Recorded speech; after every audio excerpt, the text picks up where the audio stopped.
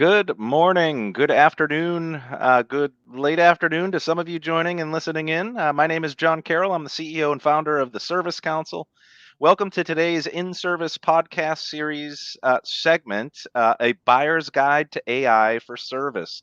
I am incredibly pleased and humbled to be joined by one of our newest technology advisory board members, Niken Patel. Niken is the CEO and founder of Neuron7.ai. Niken, a very warm welcome to you. Thanks a lot, John. It's great to be here, and being associated with the Service Council is also an honor. So appreciate you having us on. Outstanding. Yeah, I'm looking forward to digging in, Nick, in our planning session. I know this is going to be a great segment, so appreciate you sitting in with me. You know, this topic of AI has been building, right? Obviously, there's been a growing momentum around the topic of AI. And when you kind of step out of AI and look at just the broader field service and service management segment, you know, whatever your source of data is in terms of market growth, compound annual growth rates are somewhere between 25 and $30 billion from now until the year 2031. What piece of the pie is AI? Right? That's the question. Our research indicates, earlier this year, that 29% of service leaders were prioritizing an AI investment. And when we recast the same survey in the June midpoint of the year, it jumped all the way up to 49%. So it was a 20-point swing in terms of investment priority. And we're going to be launching our Service Leaders Agenda research and benchmark effort here in November, December. We're thinking about carving out a specific AI benchmark survey, so stay tuned for that. We'll see. We'll see if that continues to go up and to the right or where we are. But needless to say, AI has become a very pertinent topic to service leaders, field service leaders. So I'm really pleased that we're going to kind of sift through some of the confusion in the market and really present a prescriptive learning experience today on how to build your buyer guide and your journey to AI. And Niken is a real thought leader around this topic. So I'll welcome Niken back in just a minute here. A couple quick housekeeping items. We'd like to keep this interactive. We are broadcasting live to LinkedIn. So thank you to our LinkedIn listening audience here. Hopefully you become our participating audience. So if you'd like to comment or submit questions, we welcome you to do so. We'll try to fit it into our 45 to 1 hour podcast here. And if you'd like to reference back this podcast, we do capture it in a consumable format. You can access it on our website. I think the broadcast will be available on Neuron7.ai's website. You can get it on whatever podcast channel you subscribe to, whether it be YouTube, Apple, Spotify, Overcast, and whatever else. So without further ado, let's get into it. Niken, I know you, but the market might not fully know you yet. So maybe we could start with a personal and professional introduction to yourself, and then we'll get into the company. Yeah, sounds great. So Niken Patel, CEO and co-founder of Neuron7, but before that, we spent 20 plus years in the CX customer experience space. That's all I've done. That's been my career. That space keeps on reinventing itself, and so do I. And so it's super exciting. So I've come from the domain of service and field service, right? Implemented directly or indirectly. I've been associated with probably 300-400 implementations and some of the largest companies in the world. We were Oracle top partner. We used to create vertical templates that sat on top of Oracle Cloud, CRM Cloud or CX Cloud. And so we got to know intimately a lot of industries like semiconductor and component manufacturing and real estate and so on and so forth. So that's been the exposure. That's been my formative years. We were lucky enough to exit out of 2 companies. So we know how to create companies, scale them, manage them, grow them, add value to our customers. And then, probably my fascination with AI and NLP started some 5 or 6 years ago. And, you took everything that you learned from those 20 years, bundled it into this crazy field of AI and NLP, and out came Neuron7. So last 4 years, it's going to be almost 4 years to the date now, in a month's time. And we've been very, very focused on how to get the best of AI and NLP to our customers in this particular domain. We obviously trying to create a brand new category. And for me personally, this has been a journey of knowing what I know into a field that is constantly changing. I feel like I'm a lifelong learner, and I'm just having a field day here. It's fascinating and it's fun building it in a field like this. That's outstanding. Yeah, I was going to ask you about Neuron7.ai, a little bit more of a deeper introduction and your founder's story. Was the concept generated out of a garage? Was it in a dorm room? Was it your parents' basement? What? So it sounded like it came from years of experience building, scaling, and exiting companies and being in Yeah. the customer experience space. So kudos to you for bottling up all those learnings over the years and now building a really impressive company. Well, we did start 2 months before COVID hit, right? And so we were we were definitely shut off in our houses in the room. So if you think about it, all of Neuron 7, the first employee got hired on Zoom and Teams. First few customers, the brainstorming on the product, everything was at the two formative years were the two formative years of COVID. So it was very, very interesting. Uh, like, how do you go prospect and how do you go get to 50 customers and how do you do whiteboarding sessions? So it has been a very, very interesting journey.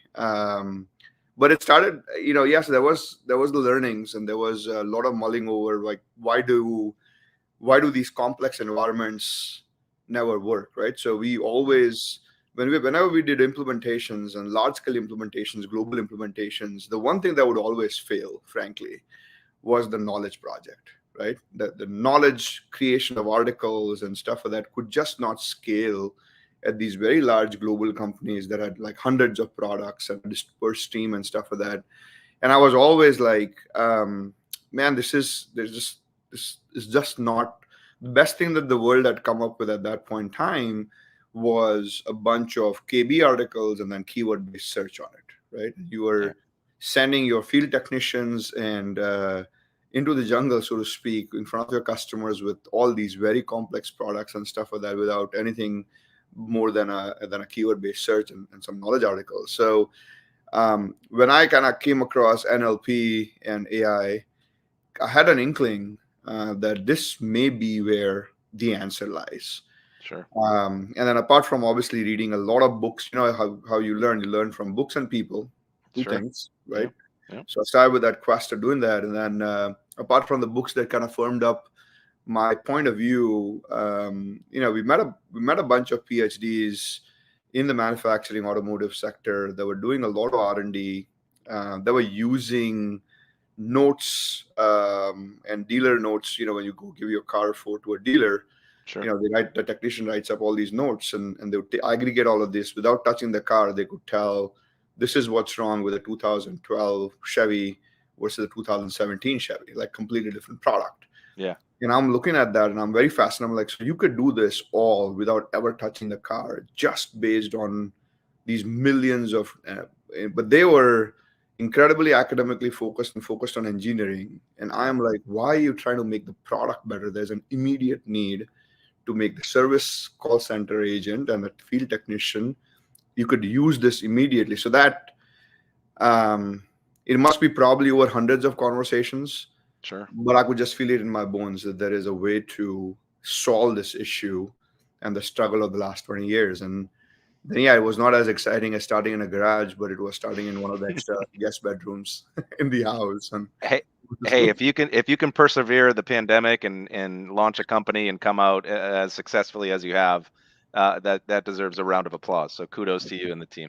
yeah, Listen, the concept of acquiring. Let's move on to like the confusion that exists in the market, right? Because the concept of acquiring, organizing, disseminating information and knowledge isn't new, right? We've had technology categories like BI and analytics and knowledge management and well-defined technology categories for many, many years. But AI has kind of burst onto the scene and all of a sudden becoming one of the more popular technology categories and one of the more popular investment priorities. And so let's help with our listeners if we can sift through some of the confusion. Are there different options of AI available to service organizations? Can we maybe start with like defining AI in a way? Sure. Yeah, Yeah, there is a ton of options available. We'll narrow it down to the service options in a minute here, but just sure. taking a step back, I think AI is we define AI as anything that helps machines and computers demonstrate and get closer to human intelligence, right? Hmm. The closest we have come to now is neural networks. But I think that's very important. It basically adapts and learns Hmm. to the environment, which is what humans do the best. And that's how we get better and better. And so that is very critical. So I'm going to go start with, and you're absolutely right. There is a lot of confusion about AI. People like to throw it everywhere now. Yeah, And so I'm going to go and say what is not AI first, so that you can yeah, distinctly figure that out. If a program is not demonstrating that adaptability, that learning and getting better, then it's not an AI tool, right? So things are that are rules engine, right? Things that are decision trees that have been given instructions to do the same thing and they're following what you're doing. They're not AI, right? Statistics is not AI.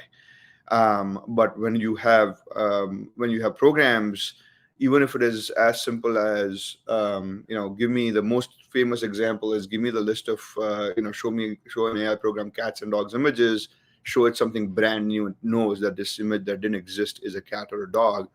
That is the most famous example, but it's adaptability learning something new that it's basically going and helping you with. And I think from a customer's perspective, making a distinction when you are in the buying process, when you're looking at use cases on what are AI specific use cases and which are not, is probably yeah, the start of the journey. yeah, In the service, if I just pair my service hat on, there is a ton of options. The simplest ones are the ones that are classification based, simple machine learning. They hmm, are table stakes. Everybody's got it. And it's going in and saying, I want to categorize my cases based on the past. And this is a billing issue, right? So categorize it. This is the language. This case came in Chinese. So I should send it to the call center that supports that language. Skill based. So as yeah, and when cases come in, you're classifying cases to help you and help the agent and so on. Those are the simple ones. But I think now it's getting very, very interesting. We're getting now to a point where this field is going to get transformed, and all of yeah, us are lucky enough. We're not going to deliver incremental. We're going to transform service in the next few years to come. And the things that are now available to you in terms of AI, right? mm, With not just Gen AI, but neural networks and being able to go in and understand the domain very, very quickly of an organization. And yeah, so the accuracy. So summarization, semantic similarity for search, those are AI algorithms. So there are AI algorithms that are specific to use cases. There is a bunch of them, but yeah, there is still a finite category of AI algorithms. If it's search, then you're looking at semantic similarity, case summarization, so such things that help with search. If it is deep AI that needs to go look at all of your KB articles or looks at all of the cases, then there is NLP based. We hmm, now have Gen AI, where what people are very familiar with is conversational capabilities, right? yeah, Hey, can yeah, I generate, give it a summary, give me a summary as an output. I'm going to give you a 700-page KB article or a manual as input. I'm going to give you 5, summarize across all of them. So those are the different categories, yeah. but it's pretty defined in terms of this is the category of AI that you use for this particular use case. You define what your top use cases are. You define whether the use cases are AI or non-AI. And Yep. then within the AI, what is the right way to go about looking at the models is how I would see it. So in many regards, AI is a brain. It's a neural network. Mhm. Yeah. So AI is something that simulates or gets to human intelligence or human behavior. The ones that are furthest out or the most sophisticated, the path breaking technology. Why is everybody all of a sudden realizing it is neural networks? Sure. And the path breaking way of training neural networks is how we are now being able to give data points to this network of algorithms one at a time. That it could be one algorithm. It has a way to give it parameters where you could give it billions of parameters, and now the context of what it can consume is extremely high. So Yep. GPT-3, right? We Yep. have billions of parameters that neural network is trained on. That is the exciting piece. That's the most advanced form of AI that we as a world in the world have known, right? And then the simple stuff like classification, machine learning has been there forever. Outstanding. Great sort of table setting here for the discussion.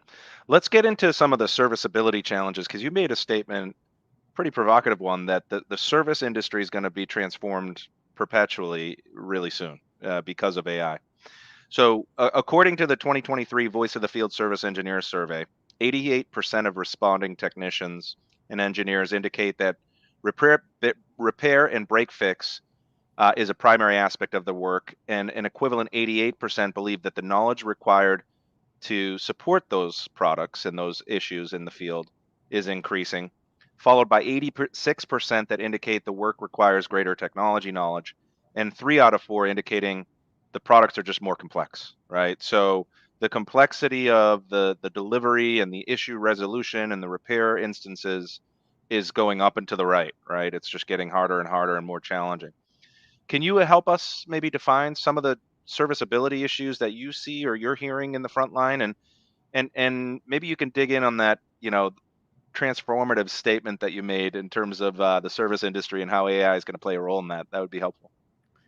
Yeah, and I think you nailed it. I think that survey results, I loved it when I saw them, because we are absolutely seeing that, Yeah. last 4 years. So I think there is no question that products are getting more complex, right? Every Yeah. single product has now got, components of software in there. There is network and connectivity in products and cars to things in the house. Like, I changed my Wi-Fi password in my house, and there were 72 devices, right, shouting about the change in password. My garage door opener and sprinkler, and I'm like, oh my god, I didn't realize this is the number of device and appliances in the house using Wi-Fi, right?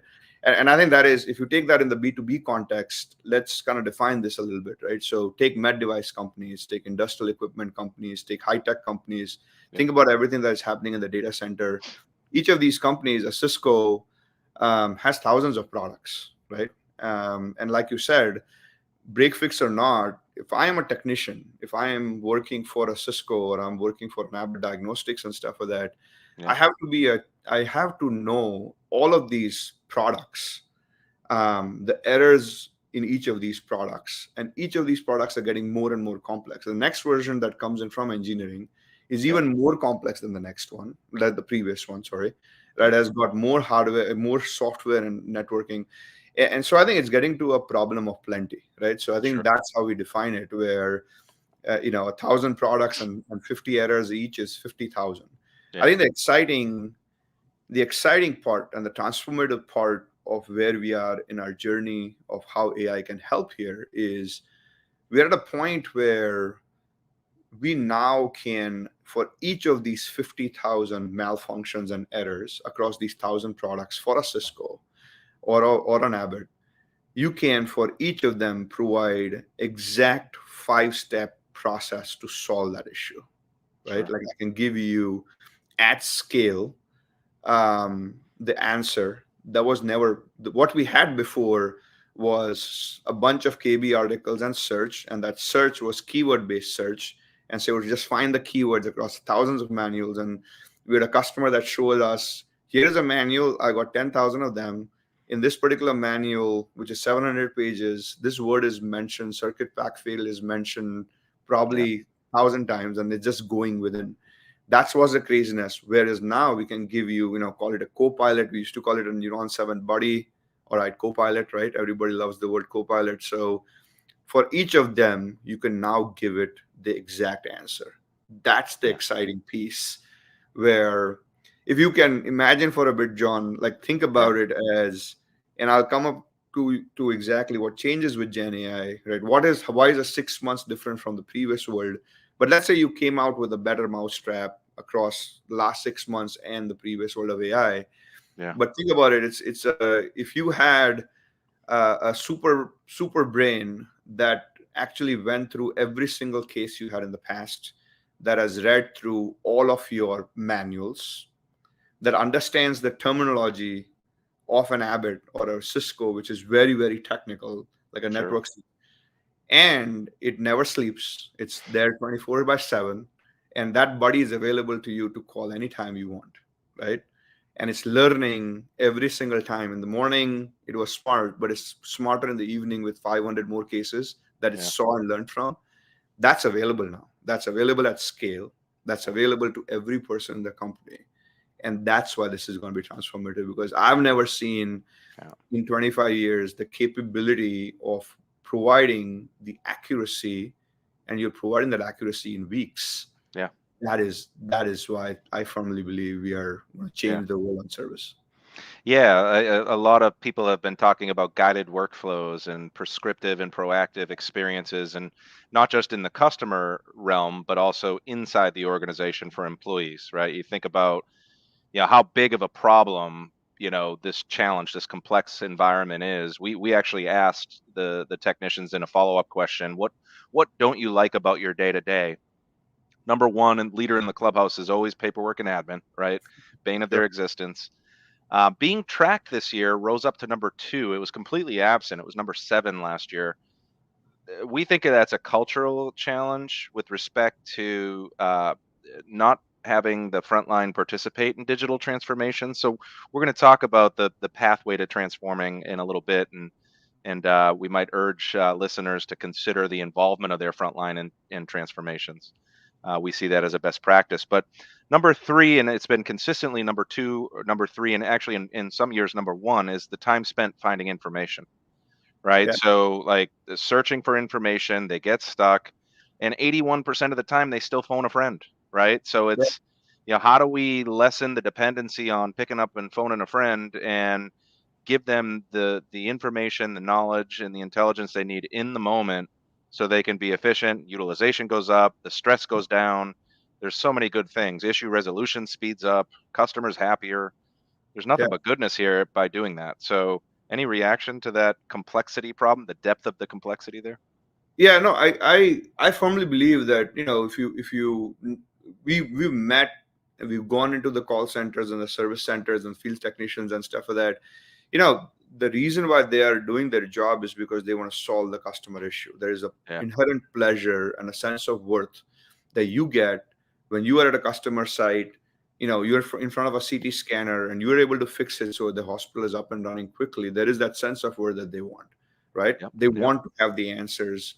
And so when it's very frustrating for them, when there is all these manuals and you're searching for it, you can't find the name of a part, they can't find yeah, why is this voltage hidden in some table. So I think search, if I can start with that, we always, when we went into Neuron7's business, we always thought search was a solved problem. We were like, well, Google's exist for a long time yeah, in the enterprise. It should be like, how, like, I absolutely don't think it is solved, right? So, yep, and specifically why, John, I think about the people that we are dealing, the products that they have. And again, we're talking about the complex world, right? I'm not talking about a generic checking account or something that everybody understands.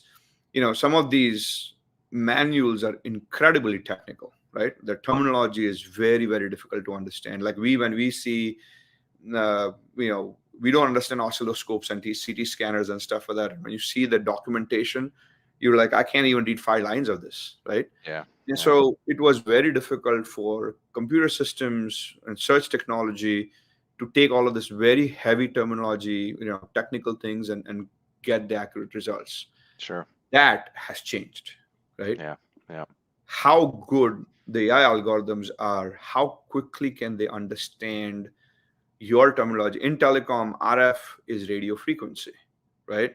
yeah, Shutting the door and closing the door is the same thing. It's natural for a human to think about that, right? yep, AI is now at a point where even in very, very technical terms, and I think that is where search is going to change sure, completely, and finding information. So we get that a lot. I think your whole, hey, we can't find information. that is on top as well. But I think the other thing that is going to really help is the co-pilots that everybody's coming out with to Yep. help the human do their work better. Yep. Their time in searching for the answer is going to be spent less. Sure. And because they have the right answer available to them, error 3309 on model number 700, right, which is one of the 50,000 issues, that answer available, they're going to spend more time with the customer fixing the machine, and then also fixing the next one, the next error that is there, so that when they leave, this machine is not going to go down. They're not going to get called again in 60 days, and the customer is incredibly satisfied. We view our vision at Neuron 7 is to help the human Yep. make accurate decisions. If you think about a complex service organization, it makes hundreds of decisions every minute. Who do Yeah. I send? Do I replace this part or repair it? What is the next likely occurring issue here now that I've fixed this? We want to help with all of those decisions in a service enterprise at scale, and that is all going to translate to human productivity, right? I think your list is perfect. Yeah. And that's why I think it's going to be transformational as well, because every single case, every single person, field technician or agent, and for every single product, we're going to be able to deliver that accuracy. Outstanding. Let's we did have our listening audience has transformed into our participating audience. Thank you very much. Savio Gadella, sorry if I'm not pronouncing your name correctly, but any data on technology adoption rate by FSEs? Yes, we do have that data. And I would tell you that there is an overwhelming positive response to technology. So, uniformly across the board, by category, we have all the data rates in terms of their level of positivity and in response to certain technology types and where they think it makes the bigger impact. Is it CX? Is it throughput and utilization? Is it profit and revenue? Is it something other? So we do have like really sophisticated data charts and all that cool stuff. So we can share that with you. I would tell you that where we see a disconnect is the involvement of the frontline and field service engineers in developing the path of technology enablement that they are actually provided, right? So 41% of technicians and engineers don't feel like they have a role in innovation. Nearly equivalent, almost 35%, don't feel like their management listens or enacts their feedback into their strategy in terms of transformation. So there's still a little bit of a disconnect between listening and participation from the front line in some of these wild digital transformations that are being led by the IT and services leadership departments. So opportunities for growth here. Thank you for your participation, and I'd be glad to connect with you one-to-one to review those fancier charts by technology category in terms of adoption. So thank you. Niken, let's get back onto the topic du jour, right? Which is a buyer's guide, a pathway, right? How do you journey, right? So I've been the beneficiary of hosting hundreds of these podcasts and webinars and speakers, and there's some common steps that organizations take when they're going down a digital transformation or a technology transformation. Yeah. One, there's no stop and finish. There's no start and finish, I should say. So it's a continuum, right? Two is, start with the customer, work your way backwards. Think big, start small. We've heard that ad nauseum. Fail fast, communicate often, right? So these are some of the things that we've just gathered. How should organizations seeking to initiate or get support for an AI project evaluate tools and prepare for a successful presentation? And I've got a follow up, maybe one or two behind that. Where do they start? Yeah, that's a fantastic question, John. And I think this is something that needs a lot more discussion than happens. So thank you for bringing this to the forefront, because I know you have in the Service Council some very important people and decision makers going through this process right now. So I do firmly believe that more than thousands of companies are going to be on this journey very, very quickly over the next couple of years. I think the key is, and we just were sitting with one of the large high-tech companies yesterday for a half a day session. They had the engineering, they had their tier 2, tier 1 support executives, everybody, and we were like, okay, how do we come up with a roadmap? And it was very indicative. I think every single department had their laundry list of where their perception of AI could help, saying, here's the use cases and so on and so forth. I think the number one thing is to go figure out what is the most business impacting things for your particular organization. So I think the priority is super important. Like, not just do AI for the sake of it. You want to get it right, because if it does not get right the first time around, there's going to be a lot of loss of belief in AI in the company overall, right? So Yeah. I'm a very big believer in select two things. One is impact, Yep. right? And say, here are the top three areas of impact. If you guys, I have this favorite question that I ask all service leaders, John. You may laugh at it, is like, what gets you fired? What gets you promoted? Yeah. So I go to every single VP, and at some point in time, I'm like, hey, can I ask you a simple question? You're the VP of Global Service. You got $2 billion under you in service revenue. What is it?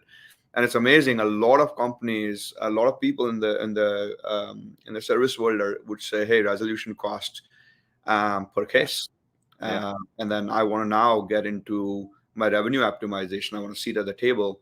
So I think if you just take those lens and say, okay, at this point in time, wherever your organization is, what are the two? Give me two that are going to be the biggest impact for you, right? Yep. Our job then is to see if one of the two, broken down into use cases, can be delivered easily. Is there an easy button on one of these top two priorities? If there is one, then go for it, right? Because if we can deliver something in 3 months that is going to create significant impact, that's a no-brainer. That should be a no-brainer, right? Yep. But I think the number one thing that I would basically say is, have somebody who's a partner who can give you, yes, this can be done quickly. Yeah. This is AI versus not. Like, going back to our original conversation, hey, this use case has nothing to do with AI. Like, it should be done somewhere else. It's an Yep. analytics problem or something. But keep that partner engaged, and from a best practice perspective, I absolutely think. And then when you kind of look at, so once the business metric is set and say, these are my top two, Yep. there's a bunch of use cases below that business metric that define the functionality that is needed, right? If it's cost, I want to go after parts. I want to go after faster onboarding. Yeah. I cannot not capture the expert knowledge of my 1,000 people that have been around for the longest time. Like, these are my priorities. Now you've broken it down to use cases that can be consumed, and then comes the decision. So you got the priorities done, everybody's behind it. You got is there an easy button there? And now you have your set of use cases saying, this is what we need to go after. Then comes a simple decision of you looking at those use cases and say, is this what I define as, is this generic AI, or is this domain specific deep vertical AI, Yeah. right? Yep. Going back to, there is a lot of different ways of buying AI, right? And I'll come to that in a second. But it's important to determine, hey, this is a simple, I just need to go and implement routing and classification, Mm-hmm. because my cases need to land up in the right call center. I need to Mm-hmm. recognize the language, the category. And if AI helps me out, I'm not going to triage all of that. Let me just automatically do that in 3 seconds and we are good. Awesome. Yep. Second, a lot of times we are finding this with, we've gone and processed data for at least 100 out of the Fortune 1,000 companies in our last 4 years, right? And search is the one that comes out, like, I'm just not finding. I've spent millions of dollars creating my KB articles and stuff. If I can just have, we had a company yesterday, and one of the conferences saying, I have a 60-minute process, Mm-hmm. 40 minutes goes into finding stuff, right? And I have a $250 um, attached rate to my resolution cost. So $200 of that cost is going into just finding stuff. Very high impact across thousands of calls every single day, right? If I Yeah. can solve that with search and I can do classification, I got my top two. I want to go in and then say, if I can deploy this in 3 months, I got everybody believing my decision maker that AI works. Yep. Is impact. But the second one, from a search perspective, if you are somebody who's got incredibly technology heavy terminology, and you are a complex environment, that is a deep domain AI. It's not a simple AI use Sure. case. Sure. And I think people need to My biggest frustration, honestly, is when everybody just uses a single AI. Like it's service AI, and not all AI is created equal. It's like saying software, John, right? It's like, it's software. It should all work as software. No, there is Intuit, there is QuickBooks, there is invoices, and it attacks a very different. There is software for that world, and then there's software for CRM, and those are very, very different things. You can't just take Salesforce and start using it as something completely different. So the same thing is true. I think that education is going to come in the next couple of years, Sure. where not all AI is just created equal. You Yep. have to go next level deeper, and it's not just one algorithm. That's another big thing, right? Yeah. It's Yeah. not one algorithm that solves a case. It's a cocktail, as I call it, of 50 Sure. different algorithms that come together to solve a particular use case, which could be predicting the right part, right? So I Yeah. think that distinction needs to be made. So you determine metrics, use cases. Is there an easy button here? What am I going to start with in my crawl, walk, run? And Yep. then does it need domain specific or generic AI? Outstanding. So let's build on that. Okay. So any data set be artificial intelligence? Right? Is there a situation where it makes sense versus not making sense? Can you maybe Yeah, solve that kind of confusion in the marketplace? yeah, that's a great question. Let's just keep putting our service hat on, right, for Sure. a second, and Sure. say, for a domain, and that translates into revenue, translation of sales and supply chain and all that stuff as well. But since we are in Hmm. the service world right now, so there are data sets where there is intelligence, right? Hmm. So past cases, no brainer. Past work orders, no brainer. KB articles and manuals, no brainer. Machine data, right? There is log files, there is telemetry data that your machines are producing. The Hmm. machine as a customer, if you treat the machine as a customer, Hmm. you are now marrying that. So I think the way I would look at it is, depending on, again, going back to the use cases, right, Hmm. and going back to your business metrics. The use cases define the data sources and the AI, Yeah. right? Yep. So we are at a point finally, and I would not have said that 4 3 4 years ago, but we are at that point where now Yeah. all data sets is game, right? We Yep. are at a point where, hey, I don't know how you guys are going to find signal from millions of work orders, and half my work orders are not.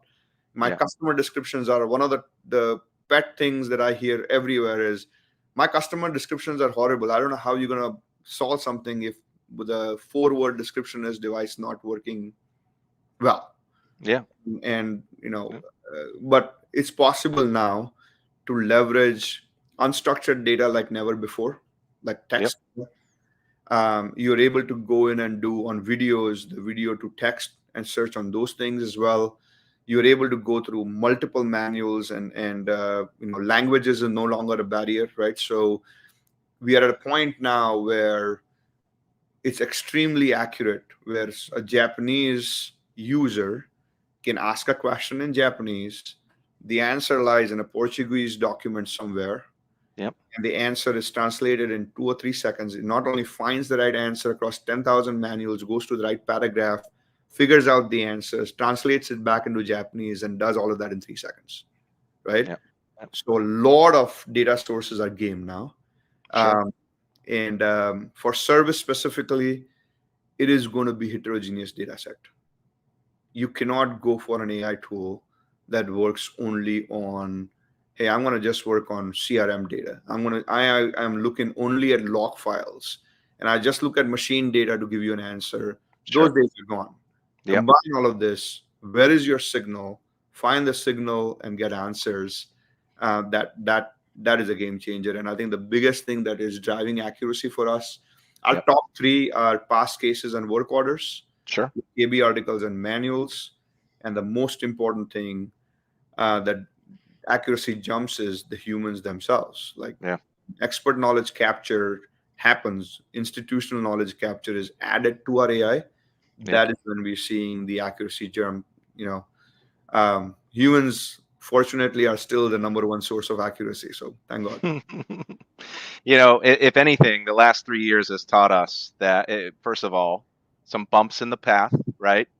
But you got to love the process, right? The AI is a journey, right? And if you are committed and you love that process, and you have a commitment to the process, right? It's going to improve, and you will achieve the outcomes that you anticipate and all the things that we've been talking about. So love thy process, because a 3-year journey is one you're going to always encounter bumps in the road, and then you get to a point where the transformation starts to hit rhythm, Yep. and all of a sudden, voila, right? And it's magic.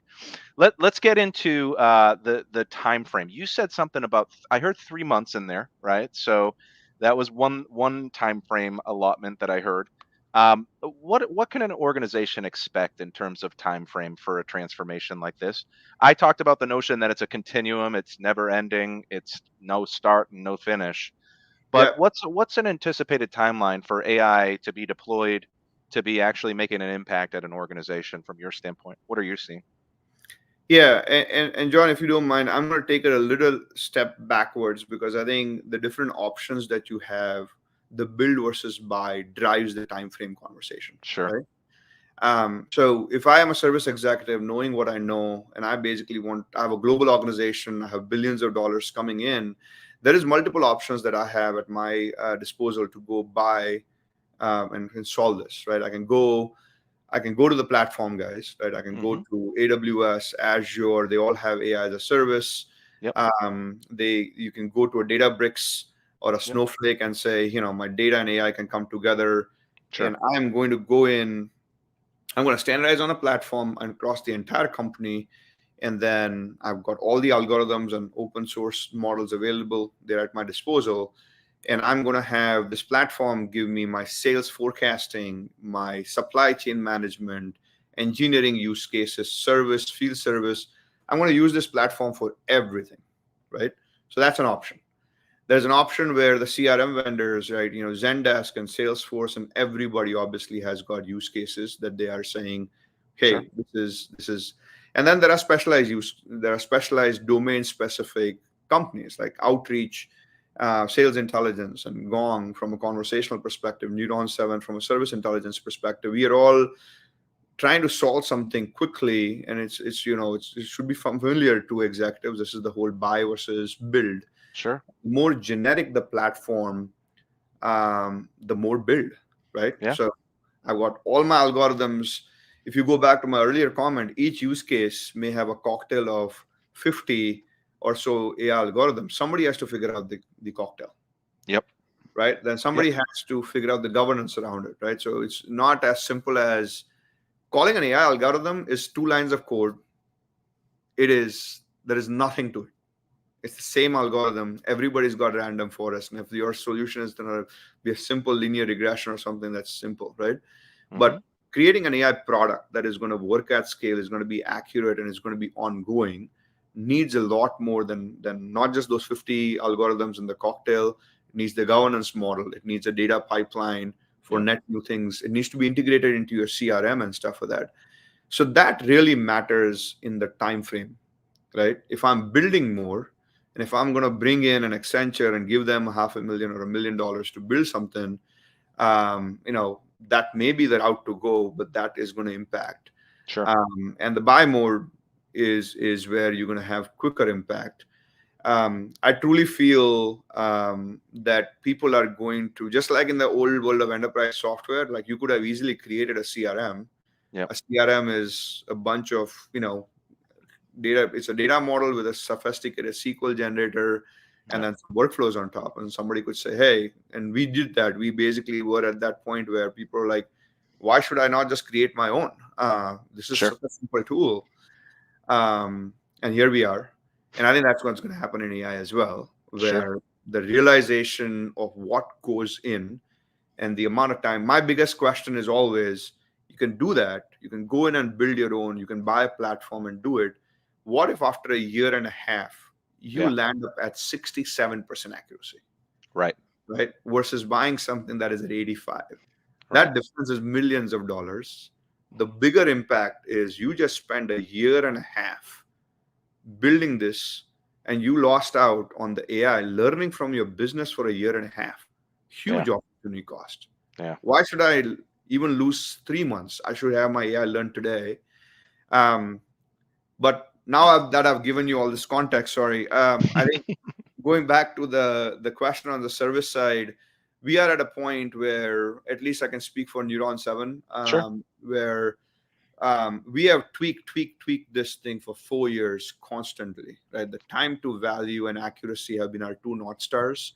And we are deploying the first set of use cases within weeks now. So literally, if you give us the data of all of your cases and stuff like that, the first set of predictions can come out to you in 2 or 3 weeks. You have the subject matter experts look at it, another 3 weeks or 4 weeks, and we are literally going live with even complex couple of use cases in that 2-3 month time frame. And you would be surprised because our first reaction is that sounds too good to be true, and I tell customers that's the first buying sign when you say that, because that means if I prove it, you'll buy. And the second reaction is when we show the technician or the subject matter expert the results, a lot of times they're like, wow, I don't know how you figured that out, but that's what I typically do. These two don't make sense. These six absolutely make sense. Yeah. That's when they become believers. And okay, this is possible. It actually did learn from the last 3-4 years of history. But I think we're at a point where it's weeks. And that's why I want people to choose the high impact thing. Let's make people believers. If we went from zero to deploying something in production, now you have a lot of people believing, and now the roadmap can keep going, and it's a continuum then. Outstanding. We're going to get to a broader sort of question for you in terms of learning moments, and you kind of framed some of those already. But we have a couple of questions from our participating audience that I think build on those learning moments, and you might have some commentary in response. So Savio, thank you for your contributions today.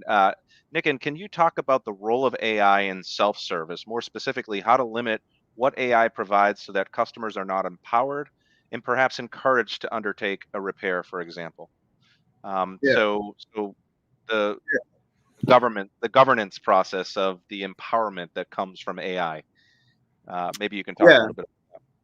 So I think call deflection and hey, I don't even want to see this case come in, not only because I want to reduce cost, but also I want to deliver a better customer experience. I would love for customers to just know exactly what to do, is probably right up there in terms of on multiple customers in the industry want that particular use case, right?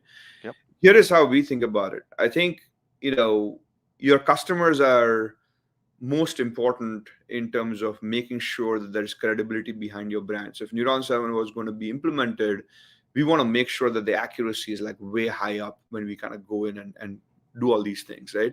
Yep. So most of our customers start with the internal employees first. So they would basically say, take all this data and let's see what would be in the result if we are deploying this in support and field service or support and repair.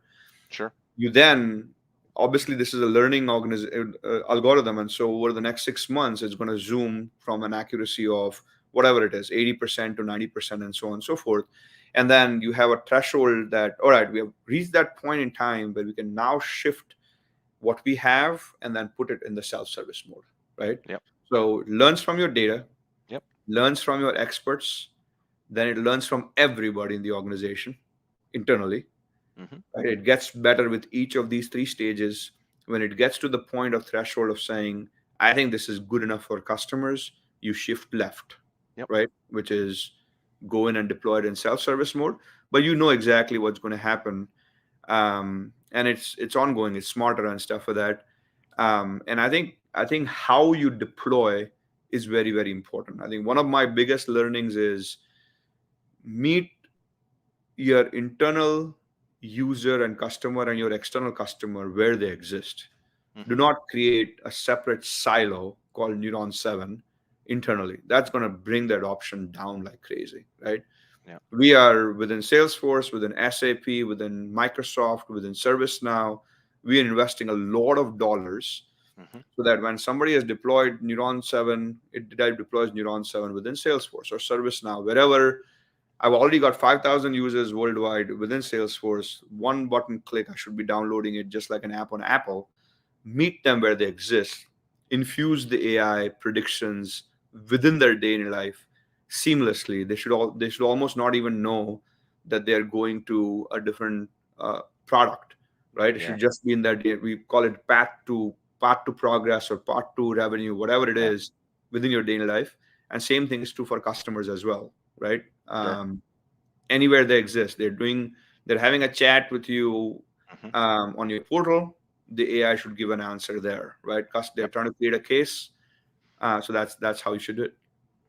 Outstanding. Great response. Yeah. Don't create another silo, another disparate database, right? Absolutely. Let's get to another question submitted from an anonymous LinkedIn user.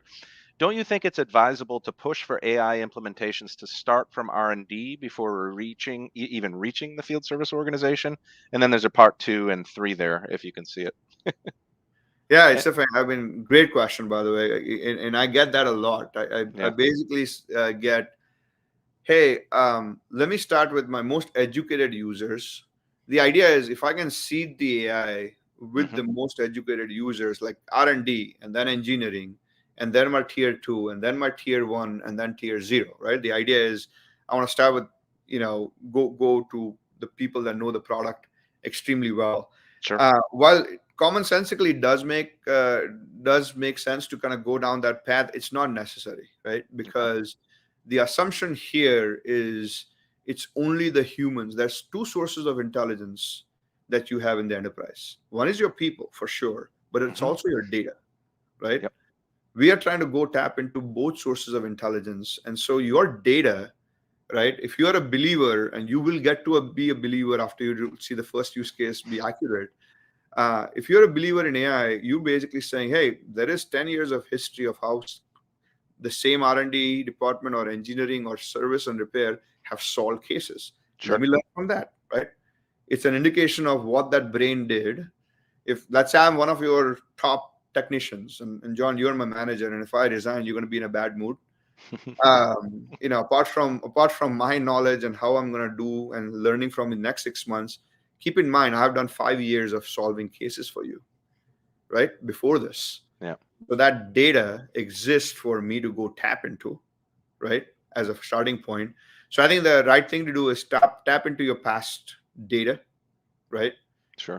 And then start with your deepest pain points. Don't delay this. I think if you are to do a cost benefit, and one of my customers says this all the time, um, you know, it's more costly not to do anything, right? And so you don't ruin good for great, Sure. right? You rather start where the pain point is, put it in the tech support center, start learning from it. Don't wait for engineering and R&D and then go all the way to tech support. Let's talk about sort of prognosticating the future. Thank you, by the way, to the community that's contributing these questions. Great Great, question. great discussion. Um, let's talk about the future of this category, future of field service, future of the whole ball of wax here. What's next? What's next for Neuron 7 AI? What's next for the category of AI? What's next for field service? Maybe you could frame your thoughts and viewpoints there. That by the way, that could be our next podcast, by the way. Yeah, absolutely. Yeah, I think I think we are at a point of no return. I think thousands of companies, like I said, are going to go down that path. And I think if I Sure. can frame it a little bit, John, Yeah. you have in the service and field service world, you have a system of record, right? Hmm. Today there is a place for all your cases to exist, right? Your work order management system. You may have your parts in ERP or whatever, but there is a system of record in place that everybody goes to and documents stuff and finds Hmm. stuff, right? Hmm. Just like there is a system of record, there is going to be a system of intelligence. Sure. The system of intelligence is going to be your single source of intelligence and decision making, and it is going to the input is going to be the people that are in that domain and all of the systems. So it's going to take data from If you're using Service Cloud and from Salesforce, and you're using Microsoft in Europe, and you have an ERP from SAP, it doesn't matter. Your cases are in Confluence and SharePoint. It does not matter where the knowledge exists. It's going to take all of this data from your system of records, and it's going to give you decision making. It's a system of intelligence. And I firmly believe the system of intelligence is going to be domain specific, and it's going to be within each business unit or function, if you will. So there's going to be a system of intelligence for revenue and forecasting, and a system of intelligence for supply chain, and a system of intelligence for service and field service. And there is going to be there's going to be an industry where the CEOs are using that system of intelligence for forecasting going to Wall Street. And you do not want to be the 1 out of 5 CEO who does not get their forecast right because they're not using the AI tool there, right? And it's going to be, and I feel that system of intelligence for service is here to stay. And in some shape or form, every organization is going to buy or build that system of intelligence, right? And having one, not having one for tech support and one for engineering. If you look at the service continuum, right, you have engineering, you have repair, you have tech support as your customers, all of them are contributing to that data, to that system of records that you have. The system of intelligence better not be siloed, because what you're then saying is what engineering is solving in terms of complex cases are in a separate AI. And tech support is using a separate AI. And now we have Gen AI, which is separate from a conversational perspective. That is going to be bad architecture decisions. But I think that's where the future is, at least for service intelligence. No matter where you start, you're going to land up somewhere in 2-3 years. In hindsight, you're going to look at it and say, oh boy, I made a whole bunch of wrong decisions, or I made them right. And that's thing. Let's close out today's discussion. I got 2 follow-ups for you. One is, first of all, thank you for being one of our newest appointees to our technology advisory board. Really super humbled to have you join and really expand the viewpoints, and you've already made a contribution real early here in that capacity. So thank you. What do you expect to get from this sort of role in the community, and the importance of kind of working together to push this industry forward? What's the value you expect from the board role? Well, I mean, John, I obviously have been very impressed. So when I attended, the caliber of this decision makers, movers and shakers of their industry and their companies that were at Service Council, right? So the kind of research you put in, really, the voice of the field service looked at that and was like, man, this is real. Like, it's exactly speaking to, we are, almost I thought about it as we are the how, or walking the talk of the metrics and stuff that you produce, saying, here is what's going on. Well, how do I solve it? Here is how you can solve it. So I want to be a part of that, right? For the solution, and it's a complementary. I also want a front row seat. Like, I want to be part of, being very close to our customers. They're part of your advisory boards. They're attending your conferences. They're consuming your research, and we want to be learning and be part of that whole process.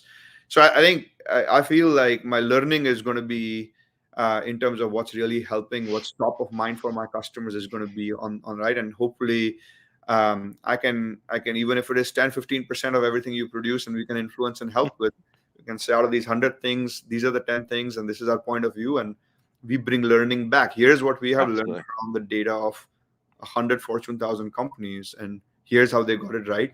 So hopefully we can influence a bit of that. Absolutely. Yeah. No, really pleased to have you, and maybe something for our listening audience to get to know you a little bit better personally. What's a personal passion outside of work besides having to catch a plane? I know you got a short window here to catch your flight home, but what's something you do outside of growing Neuron7.ai? No, or the weekends is obviously spending as much time with the family and the kids as I can put in. But I think for there's things that you genuinely love. You find not more than 2 or 3 of them, and so music is mine. And I actually not only listen, but I am getting into Indian classical music and singing. Oh, So great. I take classes over the weekend, 1 hour each, to kind of that's my meditation. I don't have the patience to do actual yoga and stuff, but I'm lost for that 1 hour. So I learn Indian classical music and sing with people that I'm comfortable with, obviously, and then golf was other passion, but that's gone with Neuron7 coming in. I hear you on that one. Well, listen, he's Niken Patel. He's the CEO and founder of Neuron7.ai, one of our newest appointees to the Technology Advisory Board. Niken, thanks for spending an hour with me. This has been really insightful. I'm sure our listening audience really benefited from this. So thank you very much. Thank you for having me, John. Thank you so much. It's awesome. Outstanding. To our listening audience, today's session will be available if you'd like to revisit it and share it with colleagues as a resource. Thank you for joining. Thank you for participating. We'll see you on the next episode. Take care.